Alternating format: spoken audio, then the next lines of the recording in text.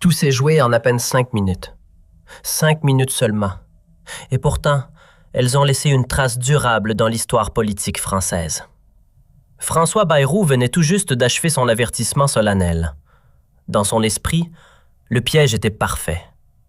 Selon lui, Sébastien Lecornu était déjà pris au filet. Il attendait simplement que le jeune chef du gouvernement s'effondre publiquement. Tout s'est joué en à peine 5 minutes. 5 minutes seulement. Et pourtant, elles ont laissé une trace durable dans l'histoire politique française. François Bayrou venait tout juste d'achever son avertissement solennel. Dans son esprit, le piège était parfait. Selon lui, Sébastien Lecornu était déjà pris au filet. Il attendait simplement que le jeune chef du gouvernement s'effondre publiquement. Puis Lecornu se leva. Et ce qu'il prononça fit parcourir un frisson glacé à toute l'élite politique présente. Ce n'était pas un banal échange de formules entre responsables d'État. C'était l'instant précis où la France comprit qu'un nouvel homme détenait réellement les cartes. Bayrou pensait tendre un piège. Ironie du sort, c'est lui qui s'y retrouvait enfermé. Ce matin-là, dans les couloirs du palais de l'Élysée, l'atmosphère était lourde d'une tension inhabituelle. François Bayrou, vétéran respecté de la vie publique française depuis plusieurs décennies, croyait préparer une démonstration magistrale. Dans son scénario, il allait exposer l'inexpérience supposée du premier ministre et apparaître comme celui qui sauverait le pays d'un gouvernement qu'il jugeait fragile. Ce qu'il ignorait, c'est que Lecornu avait déjà prévu chaque mouvement de cette partie d'échec politique. Le nouveau locataire de Matignon n'était pas du tout l'homme que Bayrou pensait connaître. Derrière l'image polie du technocrate discret se cachait en réalité un tacticien redoutable, façonné par des années d'observation attentive et silencieuse des rouages du pouvoir. Mais cela, personne ne l'avait encore compris. Personne, sauf peut-être Emmanuel Macron, qui observait la scène avec ce demi-sourire mystérieux de quelqu'un qui sait déjà comment l'histoire va se terminer. L'affrontement commence dans le salon doré de l'Élysée. Bayrou entre avec sa prestance habituelle, cette autorité naturelle que lui confèrent 40 ans de politique française. Il salue Lecornu d'un hochement de tête condescendant, persuadé de sa supériorité. « Monsieur le Premier ministre, dit-il avec un ton qui ne trompe personne sur ses intentions, j'espère que vous mesurez la gravité de la situation économique française. » C'est le premier piège. Bayrou commence par questionner les compétences économiques de Lecornu, terrain sur lequel il se croit invincible. Il évoque les déficits, la dette publique, les réformes nécessaires. Chaque question est formulée pour mettre Lecornu en difficulté devant les journalistes présents. Mais quelque chose d'inattendu se produit. Lecornu ne semble pas intimidé.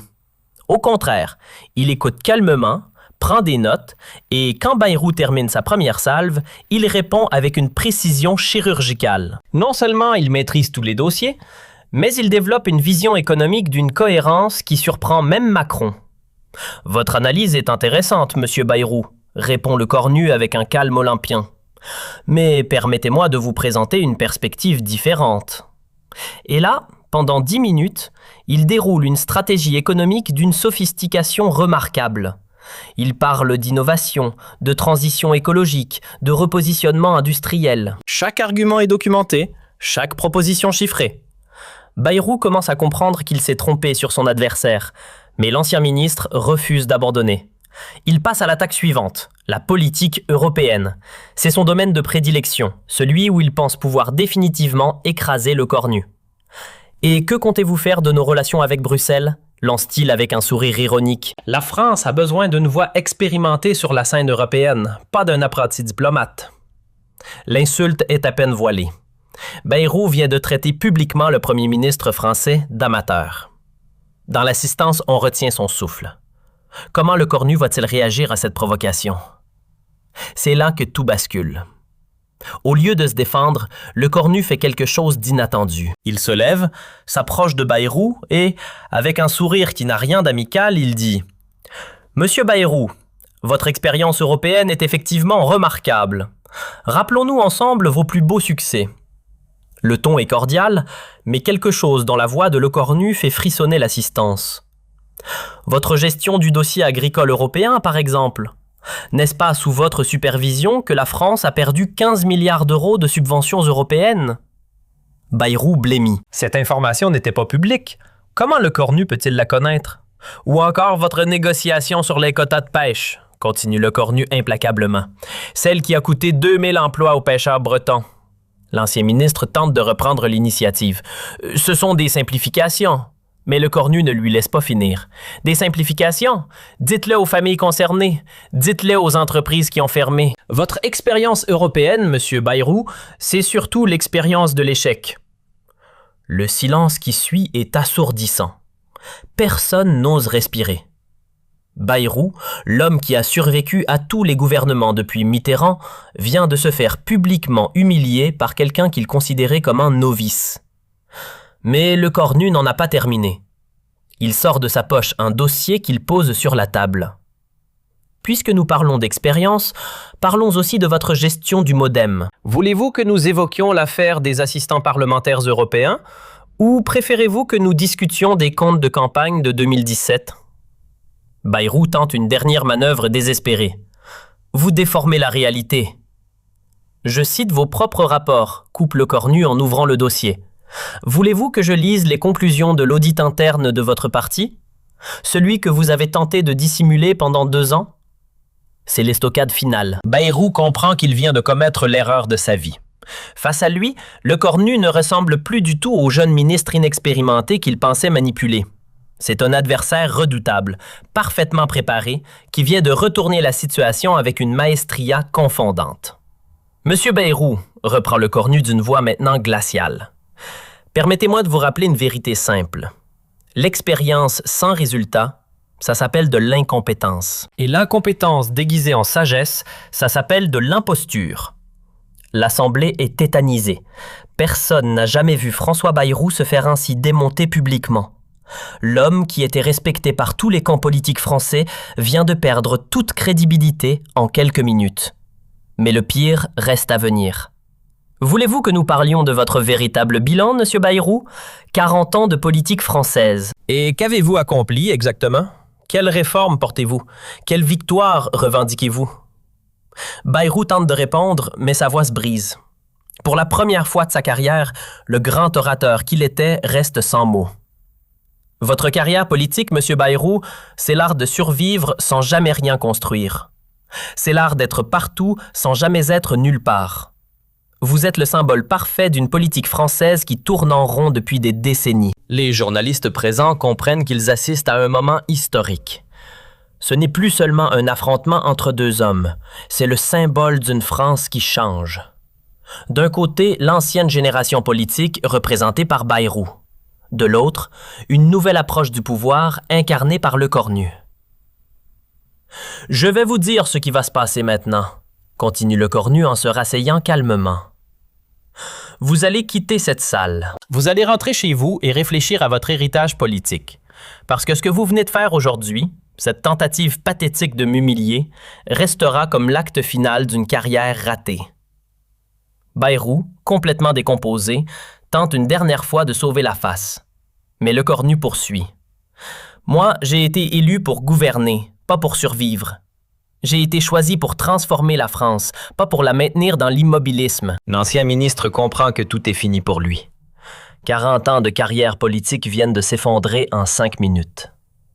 Il se lève péniblement, visiblement ébranlé par ce qu'il vient de subir. Avant de partir, il lance un dernier regard vers le Cornu, comme s'il découvrait enfin qui était vraiment cet homme qu'il avait sous-estimé. Quand Bayrou quitte la salle, un silence pesant s'installe.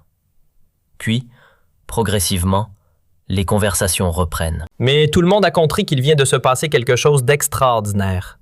Sébastien Lecornu, en l'espace de quelques minutes, vient de démontrer qu'il n'est pas l'homme que ses adversaires croyaient. Il a révélé une personnalité politique d'une toute autre dimension, capable de retourner n'importe quelle situation à son avantage. Macron, qui a assisté à toute la scène sans mot dire, s'approche de son premier ministre. « Impressionnant », dit-il simplement. « Je ne savais pas que vous aviez préparé un tel dossier sur Bayrou. » Lecornu sourit. « Monsieur le Président, en politique, il faut toujours être prêt à tout. Bayrou a commis l'erreur de me sous-estimer. C'est une erreur que mes futurs adversaires ne reproduiront pas. Les jours suivants, l'affrontement entre Lecornu et Bayrou fait la une de tous les médias français. Les commentateurs politiques sont unanimes. Ils viennent d'assister à la naissance d'un nouveau leader. Bayrou, de son côté, ne s'en remettra jamais. L'homme qui avait traversé toutes les crises politiques françaises depuis 40 ans vient de vivre son Waterloo politique. Sa tentative d'humilier Lecornu s'est retournée contre lui de la manière la plus spectaculaire. Dans les semaines qui suivent, plusieurs personnalités politiques qui avaient sous-estimé le nouveau Premier ministre reconsidèrent leur position. Marine Le Pen annule une attaque programmée contre le gouvernement. Jean-Luc Mélenchon révise ses stratégies d'opposition. Tous ont compris le message, Sébastien Lecornu n'est pas un adversaire ordinaire. François Bayrou, quant à lui, annonce quelques semaines plus tard son retrait de la vie politique active. Officiellement pour raisons personnelles, officieusement, tout le monde sait qu'il ne s'est jamais remis de son humiliation publique face à Lecornu. L'homme qui pensait donner une leçon de politique a fini par en recevoir une définitive et implacable. Cette confrontation marque un tournant dans la politique française. Elle symbolise la transition entre une ancienne génération de politiciens et une nouvelle, plus directe, plus efficace, moins respectueuse des hiérarchies traditionnelles. Lecornu a montré qu'en politique, l'expérience ne suffit pas si elle n'est pas accompagnée de résultats concrets. Mais ce qui vient de se passer va bien au-delà d'un simple affrontement personnel. Dans les minutes qui suivent l'humiliation de Bayrou, les téléphones commencent à sonner dans tout Paris. Les journalistes présents appellent leur rédaction en chef. « Vous n'allez pas croire ce qui vient de se passer », chuchote l'un d'eux dans son portable. « Lecornu vient de massacrer Bayrou en direct. » Les réseaux sociaux s'enflamment immédiatement. Sur Twitter, le hashtag #LecornuBayrou devient tendance en moins d'1 heure. Les extraits vidéo de la confrontation circulent à une vitesse folle. Bayrou vient de se faire détruire. Lecornu est un monstre politique. RIP, carrière de Bayrou. Les commentaires affluent par milliers. Les chaînes d'information interrompent leur programme pour analyser ce qu'elles qualifient d'événements politiques majeurs. Sur BFM TV, les experts se succèdent pour décortiquer chaque phrase de l'échange. « Nous venons d'assister à la naissance d'un nouveau leader français », déclare l'un d'eux. Lecornu a montré une maîtrise politique exceptionnelle. Chez LCI, l'analyse est tout aussi unanime. François Bayrou vient de commettre l'erreur de sa vie. Cette tentative d'humiliation s'est retournée contre lui de manière spectaculaire. Dans les bureaux de l'Élysée, l'ambiance est électrique. Les conseillers de Macron n'en reviennent pas de ce qu'ils viennent de voir. « Le président a vraiment l'œil », confie l'un d'eux. « Il avait vu juste sur Lecornu. » Emmanuel Macron lui-même semble satisfait, mais pas surpris. En privé, il confiera plus tard « J'ai toujours su que Sébastien avait cette force en lui.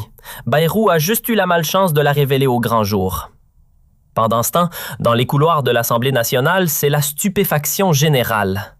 Les députés échangent fébrilement leurs impressions. « Vous avez vu ça? Incroyable! » Bayrou s'est fait laminer.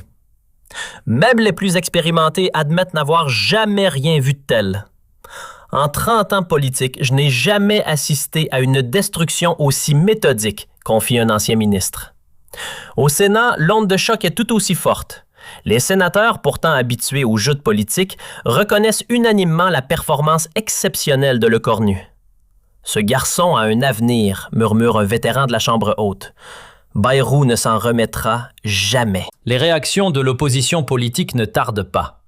Marine Le Pen, qui préparait une attaque en règle contre le nouveau gouvernement, annule précipitamment sa conférence de presse prévue le lendemain. Ses conseillers lui recommandent la prudence. Après ce qu'il vient de faire à Bayrou, mieux vaut ne pas le provoquer sans préparation. Jean-Luc Mélenchon, interrogé par un journaliste dans les couloirs de l'Assemblée, reste inhabituellement évasif. « J'ai vu les images », dit-il simplement. « Lecornu n'est visiblement pas l'homme que nous pensions. » Même Éric Zemmour, pourtant jamais en manque de commentaires acerbes, préfère temporiser. Il faut analyser calmement ce qui vient de se passer.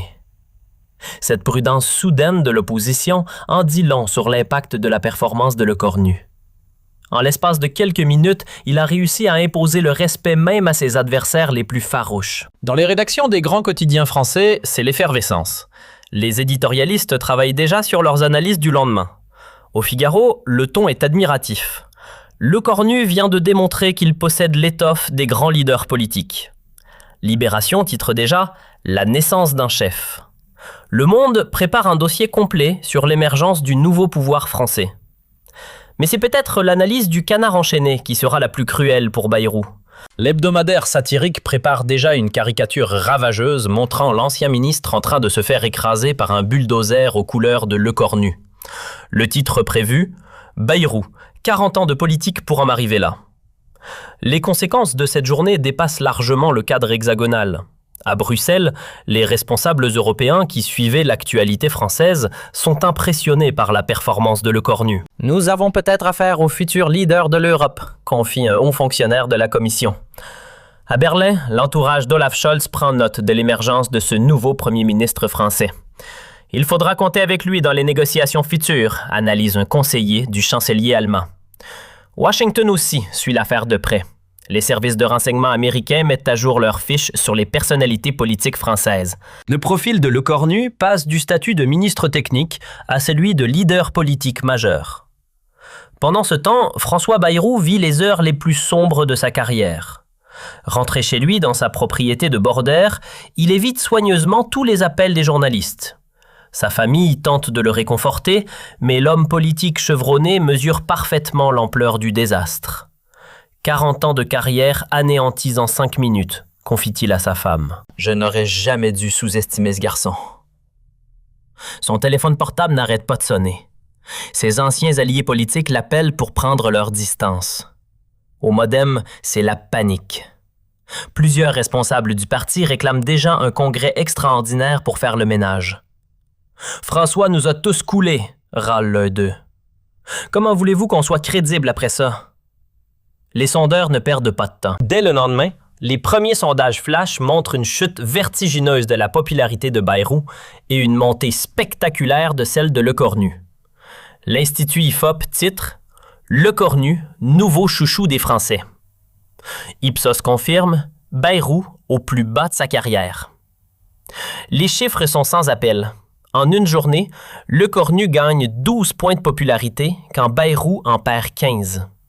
C'est du jamais vu dans l'histoire des sondages politiques français. Cette inversion brutale des rapports de force interpelle tous les observateurs politiques. Comment un homme peut-il gagner autant de crédit en si peu de temps? Comment un autre peut-il perdre toute crédibilité aussi rapidement? Nous assistons à un phénomène politique rare, analyse un politologue réputé. Lecornu a réussi en quelques minutes ce que d'autres mettent des années à accomplir, s'imposer comme un leader incontournable. Les semaines qui suivent confirment cette nouvelle réalité politique. Lecornu enchaîne les succès gouvernementaux avec une aisance qui impressionne même ses détracteurs. Sa première réforme sur l'éducation passe à l'Assemblée sans encombre majeur. Son plan économique reçoit un accueil favorable des syndicats. Même l'opposition reconnaît la qualité de son travail. Il faut avouer qu'il s'en sort bien, admet un député de droite. À l'inverse, François Bayrou s'enfonce dans une spirale négative. Ses rares interventions publiques sont systématiquement moquées. Ses propositions ne trouvent plus d'écho médiatique.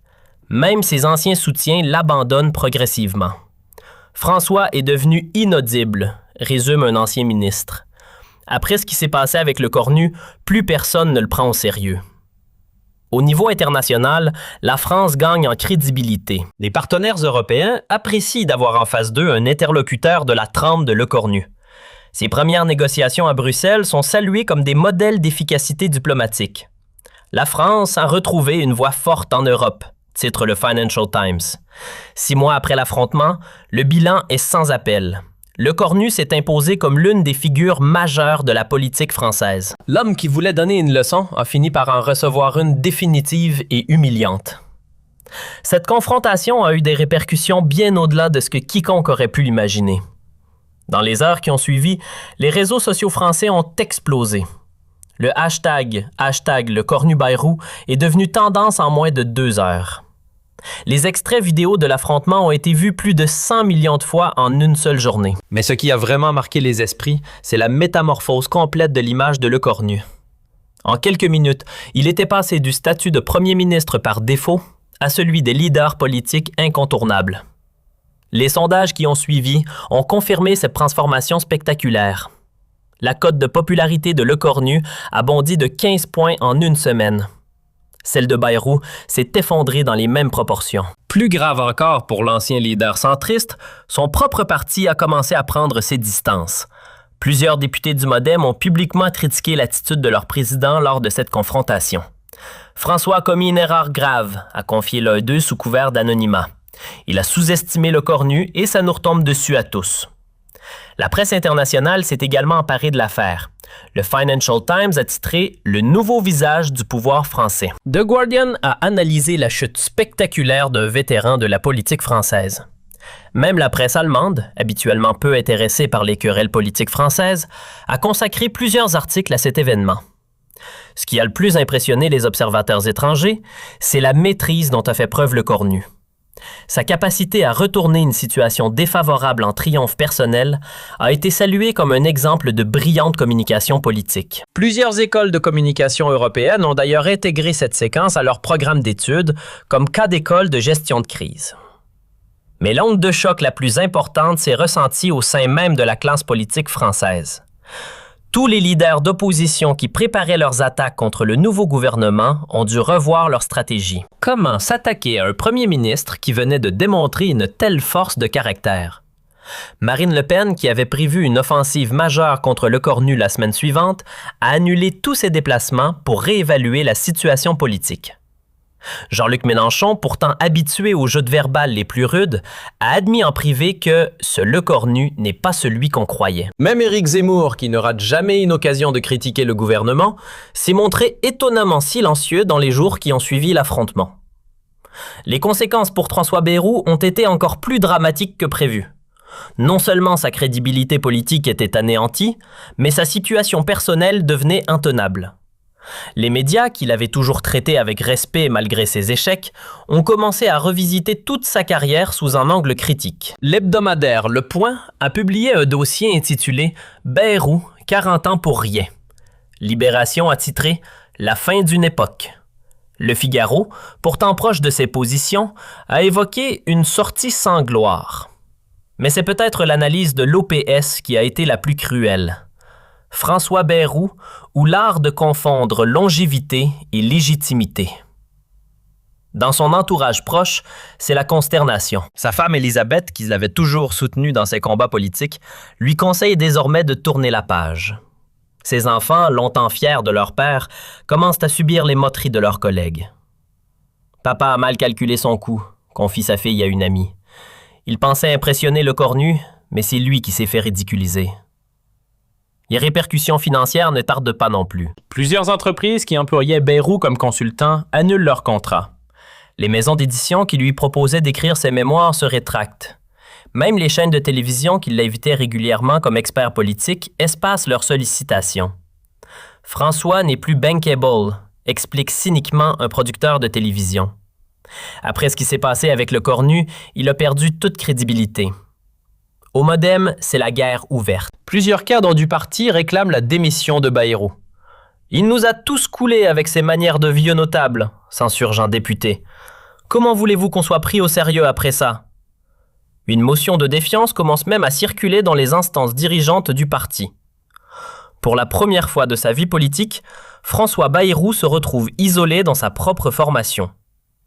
Pendant ce temps, Sébastien Lecornu savoure son triomphe avec une élégance remarquable. Il refuse toutes les interviews qui lui sont proposées sur le sujet, se contentant de déclarer « Je préfère me concentrer sur mon travail de Premier ministre plutôt que sur les polémiques ». Cette attitude renforce encore son image de dirigeant responsable, uniquement préoccupé par l'intérêt général. Emmanuel Macron, de son côté, ne cache pas sa satisfaction. En privé, il confie à ses proches « J'ai toujours su que Sébastien avait l'étoffe d'un leader, mais même moi, je n'imaginais pas qu'il se révélerait si brillamment. » Le président français réalise qu'il a trouvé en Lecornu bien plus qu'un simple premier ministre, un véritable alter ego politique capable de le suppléer dans les moments difficiles. Les 3 mois qui suivent confirment cette nouvelle donne politique. Lecornu enchaîne les succès gouvernementaux. Sa réforme de l'éducation passe sans encombre à l'Assemblée. Son plan de relance économique reçoit un accueil favorable des syndicats. Même ses opposants reconnaissent la qualité de son travail. Il faut avouer qu'il s'en sort bien, admet à contre-cœur un député de droite. À l'inverse, François Bayrou s'enfonce dans une spirale négative dont il ne parvient pas à sortir. Ses interventions publiques, de plus en plus rares, sont systématiquement moquées. Ses propositions politiques ne trouvent plus d'écho. Même ses anciens alliés l'évitent désormais. François est devenu toxique, résume brutalement un ancien ministre. L'épilogue de cette histoire arrive 6 mois plus tard. François Bayrou annonce officiellement son retrait de la vie politique active. Dans sa lettre d'adieu, il évoque le besoin de passer le relais à une nouvelle génération. Mais tout le monde comprend la vraie raison de ce départ. L'humiliation subie face à Lecornu a eu raison de sa carrière. Le jour de l'annonce, Sébastien Lecornu publie un communiqué sobre et respectueux. François Bayrou a servi la France avec dévouement pendant 4 décennies. Je lui souhaite une retraite heureuse et méritée. Ce message d'une élégance parfaite achève de montrer la différence de classe entre les deux hommes. Aujourd'hui encore, quand on évoque cette journée dans les cercles politiques parisiens, on parle des 5 minutes qui ont changé la donne. 5 minutes où un homme a détruit une carrière de 40 ans. 5 minutes où la France a découvert son nouveau leader. Et 5 minutes où François Bayrou a appris à ses dépens qu'en politique, comme ailleurs, il ne faut jamais sous-estimer son adversaire. Cette histoire est devenue un cas d'école dans les universités de sciences politiques. Elle illustre parfaitement comment un moment de faiblesse peut anéantir